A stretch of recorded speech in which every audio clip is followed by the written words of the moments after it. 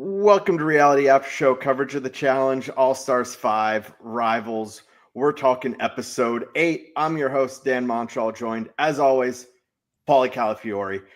He's in his shawl. We're coming in hot today. We got drama. We have lots of hot takes and things to say. And I just want to finally thank the editors because we saw a fight between Nany and Turbo and they didn't go home. So we're getting there. It's great. Dan, like you mentioned, the shawl's out. The heat's coming. I felt like this is only fitting considering Turbo was the star of the episode. And I feel like I need to have my Turkish brothers back here in the entirety of the episode. Start to finish. You know, there's going to be some people that are going to get ripped today. There's going to be some people who lose some cool points. And then there's people who are just going to get some light trolling.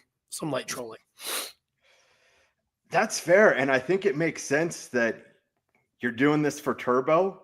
Let's start off with Turbo because I feel like you probably know him better than a lot of the other cast members out there. So what are your thoughts on what went down at the very beginning of the episode? I know Turbo better than majority of the cast members. This is my brother, my Kardashian, okay? And here's the thing. He comes from a culture where it's very disciplined.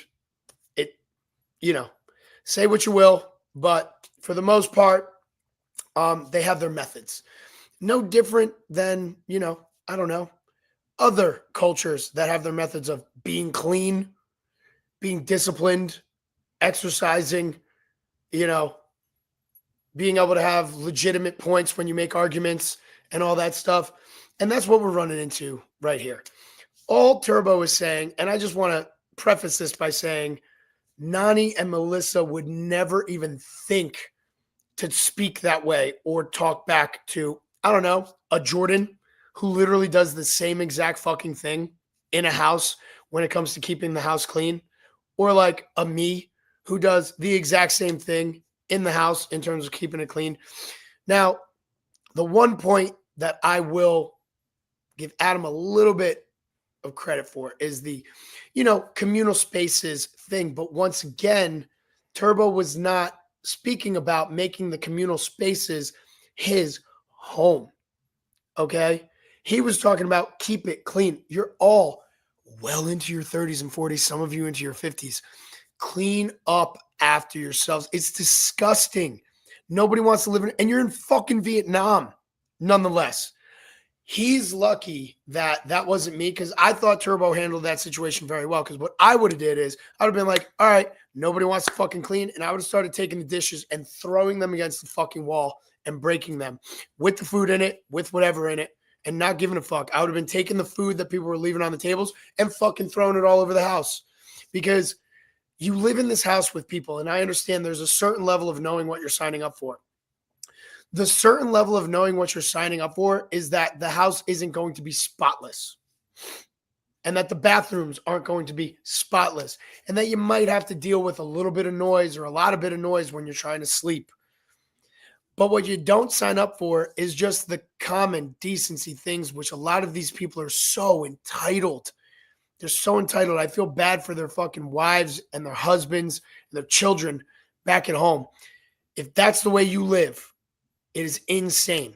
It is so simple to fucking rinse your dish, put food that's in your dish in a garbage because it's all provided for us. Garbages are there. Put your shit in the garbage, rinse off your fucking dish. Even if you want to not go that final step of like cleaning your dish and putting it somewhere to dry, so be it. When Jordan and I are on seasons, we have literally assigned people plates, bowls, utensils, and glasses and been like, this is yours. Keep it clean. Don't use other people's shit. Like keep it next to your bed and keep it clean so that we know that if there's a bowl sitting next to your bed that's dirty, you're the scumbag. You're the dirty person. Like I do that when I'm in the challenge house. I keep my own utensils right next to my bed, all clean. My bowls, my dishes, my water, all fucking clean. Because what happens is in the challenge house, somebody will eat when it's time to eat, put their bowl in the fucking dishwasher, then get hungry like an hour later, Veronica, and freaking take another clean bowl and do that. And like, there's usually like 4 or 5 culprits that do this with all the dishes. And then next thing you know, there's no dishes for anybody to eat with. All right. But like, it's just like when they were showing the clips of the food laying around, like this is like eating fruit, half eaten fruit, just laying around, dude. You're in Vietnam. There's bugs. It's hot. It's muggy. It's nasty. Like, are you even thinking about the house and like bugs coming in and now they're in your bathrooms while you're showering? Now they're in your beds while you're sleeping. Like, first of all, fuck you, Adam. You lose some cool points. I love you. And Adam's in the chat, which makes this hilarious. Dude, no, like, because Adam, we love you. We will call you in at some point. No, listen, I love Adam, but fuck you for that. Okay. Because he wasn't talking about the communal space and you know it. You know he wasn't talking about the communal space. You were just trying to stir up some shit to potentially put a target on him, which was a genius move because it ended up working. But Adam and Steve still goated in terms of dominating this season. And fuck Nani and fuck Melissa. Because first of all, Nani, you're Turbo's partner. You should have his back no matter what. To get up and scream in his face is absolutely insane. And she does that randomly. But she won't fucking do that to certain guys who are way worse than what the fuck Turbo did. Bananas. And then Melissa and Nani to be screaming in Turbo's face as he's sitting there being like, what the hell? And then when he raises his voice just a little decibel level, slightly above, talking normal. It's don't talk to women that way. It's you shouldn't talk to people that way while you're still screaming in his face, while you're hovering over his head. It's like, dude, shut the fuck up and talk to him like a human. The guy barely understands English. And you're fucking screaming at him. So all he sees and hears is an agitated person, animated, screaming. Like, what are we even fucking doing here? Honestly, I'm impressed and also unimpressed. I'm impressed with Turbo's growth because a few years ago, this happens to him. He's losing his mind. He's potentially murdering someone. Dude, and that's the thing is that Nani and Melissa saying that Turbo was yelling when we saw him on War of the Worlds 1 be held back by security trying to kill Hunter, and then also be held back by security on War of the Worlds 2 trying to kill Jordan. I'm looking at that being like, yo, that was like a level 5 Turbo. Mm-hmm. Definitely wasn't above a 5. Yeah, for what we've seen for his blowups, I mean, even him kind of losing it in Ride or Dies was the last time we saw him. He was unhinged in Ride or Dies. Yeah, this was a much more level-headed Turbo than what we've seen in the past. So I'm proud of him, but also somewhat disappointed because I mean, his fights with Jordan, while I'm sure being there could have been somewhat scary, you know, seeing him getting ready to lose it, highly entertaining. Highly entertaining. I just don't like that bullshit of Nani and Melissa trying to get under his skin and throw that shit because they are friends with way worse dudes who do way worse shit and fucking it's insane how they keep their mouth shut about that, right? And then Melissa carrying on being like, I'm going to put plates under his fucking pillow. I'm going to do this. It's like, dude, why the fuck are you doing that? Like, why are you doing that? Like, if a dude did that, like if Adam went and put a fucking bowl underneath Turbo's fucking pillow and it was dirty and Turbo was like, who did this? And Adam was like, me. There's a fight breaking out 100%. And I know Adam can fucking hold his own too because I met him in person. He's solid. Plus he's a soccer player. So I got to give a little got to tip my hat to the fellow soccer players in here. Adam's still top 4 in my rankings on the season of entertainment. With Handjob Steve obviously being my fucking number 1 as always. Frank in the top as well. But I think he went a little bit. He dropped a little bit just because even though Shane was messy, he kind of jumped up in the spot and took the 3rd spot. But the least surprising thing to me was Handjob Steve saying that Turbo's his friend. And I could see them being tight despite the fact they never said more than 6 words together. But that just seems like Steve's style. Be like, all right. But also Steve saying that he's also petrified of Turbo. Now, I will say, like, you know, most people who don't know how to talk to Turbo, I understand it's like walking on eggshells. I think he understands it's like walking on eggshells. I think he's grown in his time. But I didn't like that. I thought that Adam inserted himself in this whole thing because people were probably talking about it. And I think it was more strategic than anything else, because when you look at how the episode plays out in its entirety, who ends up going into the elimination, they had the opportunity to do it, even if they didn't win, right? They did, even if Adam and Steve didn't win, they set themselves up perfectly to be like, all right, it's coming down to the wire. There's only 2 really strong teams left: Adam and Steve, Turbo and 90. All of the fucking loser teams, the layup teams, I hate the revenge of the nerds shit that's going on here, because like, I feel like Adam and Steve have to win out for the rest. Otherwise, they're going to get tossed in. I mean, Nani and Turbo, I feel like they're going into every elimination from here on out. Yeah, they don't have a shot. And if Adam and Steve aren't careful, that could easily be an elimination matchup. But yeah, I mean, I think it does make sense if that was, in fact, Adam's strategy to play psychological warfare, because Paulie, you obviously know that better than most. But that is what gets Turbo unhinged. I mean, when he was left alone his first season, outside of the little dust-ups with Hunter here or there, he goes to the end. But War of the Worlds 2, he's pulled because he's unhinged. Ride or Die, sure, he's thrown into elimination, but it's elimination where the house could help send him home. I heard that he was had no shot. Worse than what we saw. So I think he definitely toned it back on this. But Adam is also a goalkeeper in soccer, and I was a defender.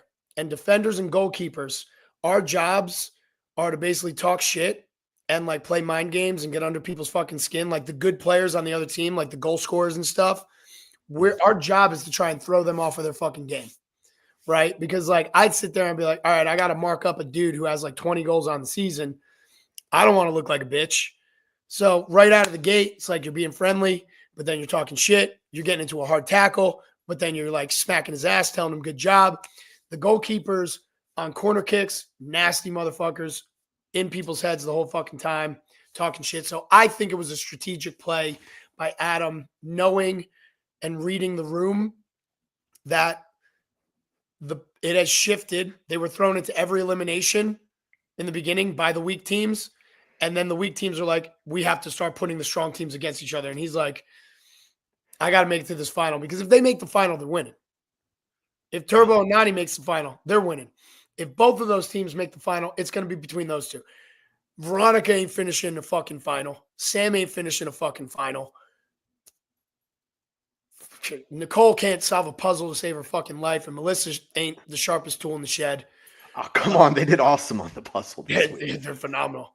And now, mind you, I like Nani and I like Melissa, but I just think they were out of line, and I hold my friends accountable. I think they were out of line with what they said, and if it wasn't Turbo, it would have been somebody else, right? Adam stands his ground. If Adam was sitting there having that conversation, I'm sure they would have fucking jumped on him like that. Sorry, Adam's comments in the chat. Saying, so the first one we have, when he was talking about Steve and Turbo, goes, oh my gosh, they would literally hang out all day long playing carnival games and MacGyver and shit so that they could fish out the nasty river. 2 weeks in a pod. And then he follows up later and yank their junk. But this is why I love Steve, because it goes back to the All-Stars 4 of it all, where Cara told me that he would just randomly bring her rocks that he would find in the fucking backyard. So it's like, this doesn't shock me at all that like Steve would latch on to Turbo, be like, he's just an interesting character. But it's also somebody that would listen to Steve if Steve brought him a fucking rock from the backyard. Or like if he was like, hey Turbo, I made a fishing rod, and Turbo's like a manly man who'd be like, brother, I can make a better fishing rod. Watch this. And then make the fishing rod, and then they're like fishing together. Then we go catch fish. That's hilarious. I wish that they would have shown that. But anyway, I digress. I think Shane calling out Veronica for essentially being Frank's puppet, spot on. Frank has been the mastermind. I think that Adam and Steve could have had the opportunity to either chop off the head of the snake with Frank and Sam or go after Turbo and Nani. I think by getting under Turbo's skin, and then, like, dude, he pulled like a Johnny Bananas, right? Johnny Bananas goes in, starts the spark, fucking fades off into the darkness. Adam wasn't seen at all again in that entire fight, which is like a perfect pot stirrer moment. Boom. Starts the fire, gets the fuck out. But then it gave him the opportunity to basically have the choice to throw in Nani and Turbo, no blood on his hands. Got into a fight with him. The whole house fucking felt uncomfortable because of the argument that happened afterwards. He looks like a superstar for throwing him in, which gives him and Steve credit with the rest of the house of like keeping everybody safe. Also gives him brownie points with Frank and Sam, who basically were behind throwing him in 4 times in a row. And he has his relationship with Veronica and Katie tight doing that. So I think they're positioned best in the house right now, as long as Turbo and Nani are there and don't win dailies, because they will be the scapegoats every time. Mm-hmm. I think really what it'll come down to is how much of a stranglehold, like if Frank has the stranglehold on the house, like we think he does, what we're seeing from the episode, could that jeopardize Adam and Steve going in? If it is more of an equal partnership between Frank and Veronica, you'd think that she would be able to protect him. But how it seems to me is that Frank is the one that is driving. And I don't think Adam also that has a relationship with Nicole. that's true.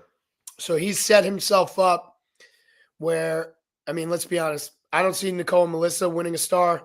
I don't see Katie and Veronica winning a star or winning a daily, so to speak. So those are at least 2 votes that are not going to go his way. Mm-hmm. So that means you're left with what? Frank and Sam throwing a vote? And then you have their vote if they don't win the daily. Mm-hmm. Right? Now, Turbo and Nani may return the favor and throw them in if they win the daily. But Adam and Steve have a, let's call it a 50-50 shot of winning every single daily that remains, because it's either going to be them or Turbo and Nani. Which at that point, Adam and Steve, they wouldn't be, and even if it is Turbo and Nani, they're not going against the other in case of one of them winning.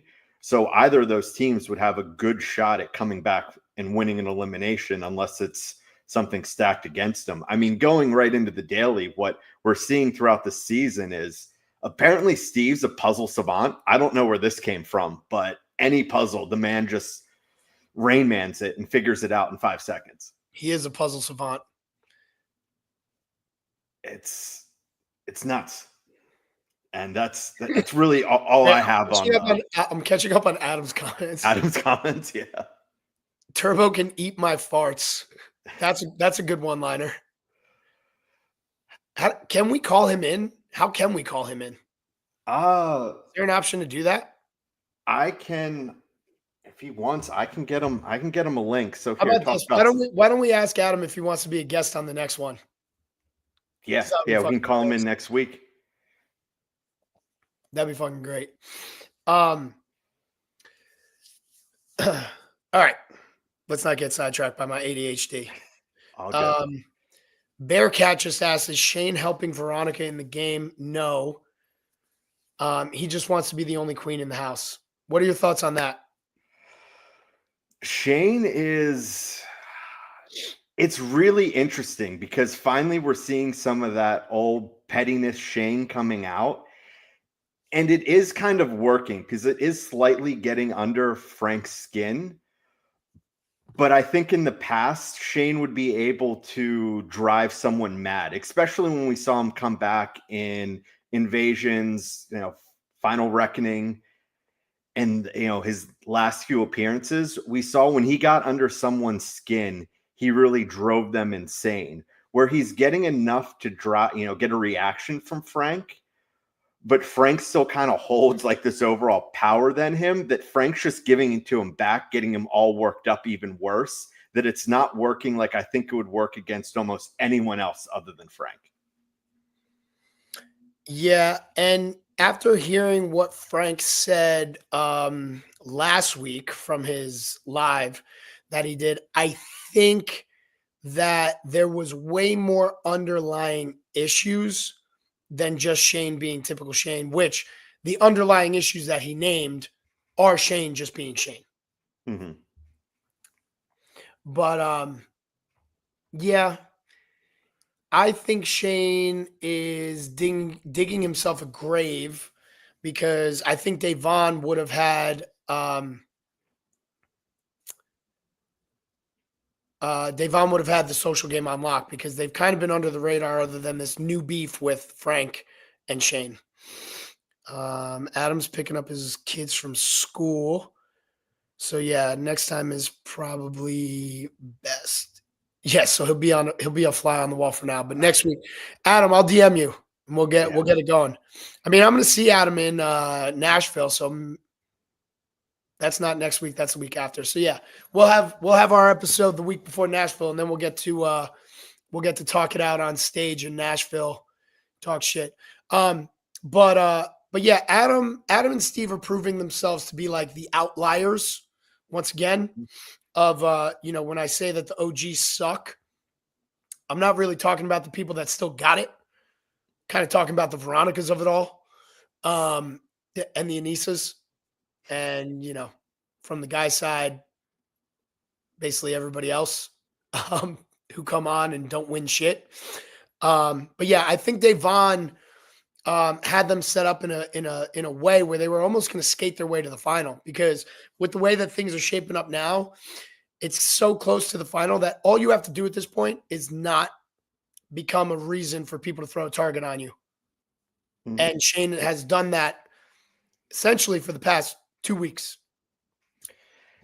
And I guess it would also be interesting is you'd have to, well, I didn't see the previews. I don't know if we saw what the daily's going to be next week, but you would think of the teams that don't have stars going into it. Shane and Devon would probably be one of the front runners of getting a star. And while if the season played out without the past few weeks, you'd think they'd be in a perfect position. But does that also screw them down the line? Because, the weaker teams think, oh, we'll just throw Shane in against Anani and Turbo, and that way a star holder becomes available. So I think 2 weeks ago you said they were in this position. You'd think, oh, they're going to get a star from winning a daily and cruise to the final. And now I don't know this, because it seems like that relationship between Veronica and Shane is deteriorating worse by the episode. So are the only three teams that don't have stars Nicole and Melissa, Veronica and Katie, and Shane and Devon? Yes. Yeah, it's going to be really interesting to see how those teams make the final without getting a star. Somebody just said, I hope there's a future rivals pair with Paulie and Veronica. Sam, I'll tell you exactly how that would play out. I would actually medically DQ myself. You would watch me dive headfirst into the ground and break my neck. Or I would just go around and be like, everybody throw us into the first elimination. We're going to lose. I might just punch somebody in the face and just DQ myself. I would rather that than have to suffer what CT suffered on Final Reckoning and have to suffer what Veronica is suffering for this entire season. Jordan's a saint for somehow bringing Anissa to a final and kind of being within range. That's a bold move, Cotton. We'll see how that plays out for you. I don't blame you. I mean, Veronica, sure, like you can say she made a final, but it's like if you can't do any damage in a game where, don't want to say prime, but mostly dad bod, awesome CT can't take you past the halfway point, what threat are you really in any type of game if that was your peak in Final Reckoning? All she is now is just drug along to be a sacrificial lamb that gets slaughtered at the end, or you're guaranteed last place in a final. That's her only thing she can hope to accomplish. Yeah, I mean, she's done a pretty good job the past 2 to 3 weeks swaying the political flow, but she's done it at the hands of Frank, right? Which seems to be a theme of her whole career, because back in the day, she did it at the hands of, the Abrams, the CTs, like all of those people. So it's like she's great, but it seems like people always use her as a tool. So she's not really coming up with these concepts on her own. She's just being told what to do. That's what's so strange about the past few seasons or past few weeks. You see all the comments of hyping up Veronica, so much and say, oh, she should be on Traders, look at this queen, this, that, and the other. And there are some things that she deserves credit for. But still, at the end of the day, I'm like, are we watching the same show? This isn't her doing this on her own. This is Frank that's putting in the work that's getting his way. Dude, here's the thing. It's the OG propaganda machine that I talk about all the fucking time, dude. It's an OG propaganda machine where they just say some bullshit. It's the same as like when Rachel was going out just like on her propaganda machine about like the final, when she could have just shut the fuck up and nobody wouldn't have given a fuck about, the fucking participation trophy of it. Mm-hmm. You know what I mean? But it's like you got all of the OGs out there. You got Rachel, you got Tina, you got Mark Long, all hyping this shit up. And it's like, for what, dude? For what? All right, cool. Let me show you how not much of a political genius she is. The next season I do that she's on, if I'm not paired with her, I'll be like, yeah, all right, throw her into the first fucking elimination because she's so dangerous. And then she's gone. And it's like, all right, problem solved. She sucks. You could say she was so dangerous if you didn't have that last minute clip of Frank, essentially, last week, 2 weeks ago, saying he's they and he's running the game and showing all the clips of how he's even puppeting Veronica. Like this is Frank's game. Everyone else is just playing, moving pieces in it. Yeah. And I think Frank is, Frank knows he's not going to accept back-to-back calls, right? So I think Frank is kind of doing like the Jordan strategy of like where Jordan comes in, will win easily and then like take 2 or 3 seasons off so that people kind of forget about him. And then when he shows up, he's like, friendly guy again, but people have already created new enemies from going on back-to-back shows. So that's just how it would be, That's what, yeah. I mean, I think that's all that we're seeing from the season is that I doubt we'd see Frank in the next year or so. But Frank, give us one more season where you have a legit shot at winning, whether it's, an individual or a pair where he's paired up with someone where he can actually win. I'd love to see Frank come back at full capacity and see, will this work again? Or is part of it simply no one views his team as a threat? Dude, I mean, I think Frank is going to be a threat whenever he comes back. However, the thing about Frank that Veronica doesn't have is he's a physical threat also. So he's only relying on this political thing because 9 times out of 10, he'll be able to show up and be like, I'll say and do whatever the fuck I want because I'm going to win. No, that makes sense. And yeah, other than what we already touched on, that Steve is a puzzle savant, any other thoughts on the daily? Because it was pretty straightforward. I mean, Steve's a puzzle savant, dude. I mean, Adam and Steve are breaking records on a season. You know what I mean? They have 4 elimination wins, 3 daily wins on a shortened version of a season, which means they're essentially dominating this season. You know what I mean?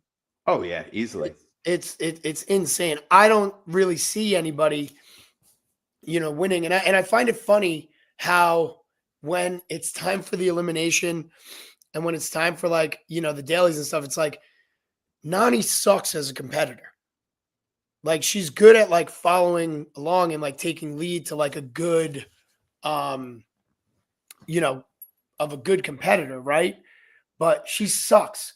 So it's just crazy to me how she fucking argues with Turbo, a champion, and not just a champion of the challenge, but he's won every fucking season of Survivor he's done. And like, but then in her confessionals, she'll sit there and be like, this is Turbo's thing, so I'm just going to let him try and win it. And like, even in the elimination, she's like, come on, Turbo, this is what you do. It's like, yeah, it is. So why don't you shut the fuck up and stop yelling at him and being like, Turbo, stop telling me what to do with the puzzle. It's like, sweetheart, you don't know what the fuck you're doing. Just listen to him. Just shut the fuck up and listen. For now, I know that people come back and say that, oh, Nani's won, 5 straight eliminations. It's just like, all right, well, 4 of those 5, she was partnered with Turbo and Bananas. So not exactly like she went in and dominated that. But I do think it's hilarious that, because it got posted last week, that Fessy has only ever lost 2 eliminations, and both times were at the hands of Nani, who is, one of the worst elimination records of all time. Hilarious. That had to have pissed Fessy off so bad. But yeah, you get into it, and when we see the elimination, the only thought is, okay, as long as Turbo can win so that Ashley K can't magically, pull out a puzzle, Turbo's gonna, he's just better than Dario at everything. It's not Dario's fault. Dario's actually been surprising this season compared to what he was in his past, but Turbo's just better than him. Yeah, it's true. It's very true. I mean, Turbo, here's the thing is, Turbo could go on to a season like War of the Worlds 1 and be great, which was one of the most, if not the most, physically demanding and hardest things. And you needed to be an athlete and agile and skinny and all of these things that were required. But he's also good at the random carnival games because he won the War of the Worlds 1 final because of those Survivor-esque things of like ring toss and all that. So now you put him on an all-star season where it's mainly carnival games and he's just good at them. You know what I mean? I'm surprised that him and Nani haven't won more dailies, to be honest. Well, especially, now that we heard from Adam that all that Turbo and Steve did was, MacGyver and play carnival games in the back. And play with their junk, which is hilarious because I thought I like fucking hold my shit and like, fix my shit a lot until I met Turbo. That guy's cock and balls lives in his hands. Lives in it. Like, if you see Turbo, he's either holding something that is in his mouth, like a toothpick, or like something to like, whip around his hand, his other hand, on his dick, or tucked into the top of his pants or shorts. I don't know. Maybe it's Turkish culture, or it's just Turbo. I have no idea. I don't know. All I know is don't play with a girl's heart. She only has one. Play with her boobs. She has 2. There you go.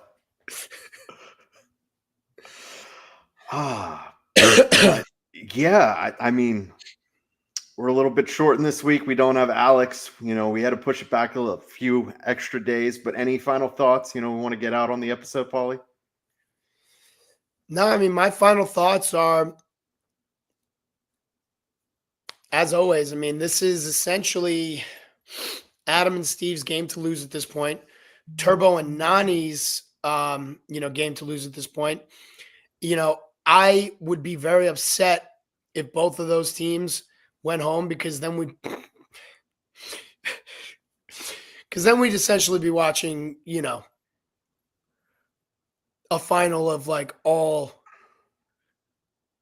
really disappointing people to watch. At that point, could you imagine watching a final where you're like, all right, well, let's see who's going to perform the best out of Sam and Veronica. And then the other teams are Dumb as Bricks, Nicole and Melissa.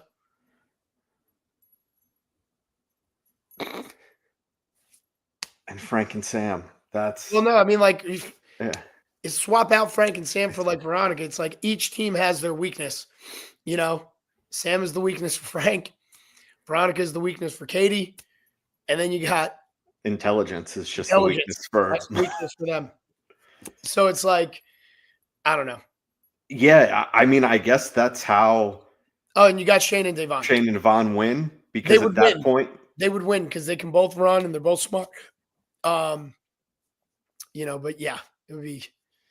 Yeah, if there was any endurance involved, endurance and puzzles. My hope of the future of the challenge, like either Nani and Turbo or Adam and Steve have to win this season. They have to win this season to like keep my faith in the challenge that like the best teams always win, or the best players always win, or the best pairs always win. Yeah, if you don't have either of those two winning a season, I don't even know what you could say about the season other than utter disappointment. Yeah, exactly. Because it would be. And because at that point, it's if you had those teams out of it, and then we went into the last episode, which was the final, I don't even know if I'd want to watch it. I just fast forward to the end and be like, all right, who won? Cool. All right, let's keep it moving, because there would be nothing impressive to watch that either of those teams would do in a final that would be like, oh, that's really cool. Yep. So yeah, that's where all of our hopes lie. But I think that's going to wrap it up for us this week. We'll be back next week. Alex will be back with us. We will work offline, as we were talking throughout this podcast, to get Adam on in one of the next few weeks to have him join us. Adam will be here next week. He will be here next week. That is awesome. At a time where he's not picking the kids up from school. We'll make sure we work out a time that's going to work best for everyone. So we'll have the full team back plus Adam. If you're watching on YouTube, make sure you hit the bell, like, subscribe. That way you get notified every time we go live, and check out the rest of the shows that we're covering on Reality After Show Network. There's Survivor, Deal or No Deal Island, Australian Survivor, and I'm sure there's a bunch of other shows that are currently going on. Johnny and the team, they're on it. So make sure you're subscribed to YouTube. And if you're listening on Spotify, Apple Podcasts, wherever you get your podcasts at, make sure to rate and review. Give us 5 stars. It helps us out tremendously. And as always, the best way to support the podcast is become a patron at realitypatron.com. Sign up for a month. If you don't like it, Johnny will give you your money back. And I think that'll do it. Paulie's laughing at something. Yeah, somebody just said it would be a final of Teletubbies falling over themselves, and that's just fucking hilarious. And that is the perfect note to see you on. We will see you all next week.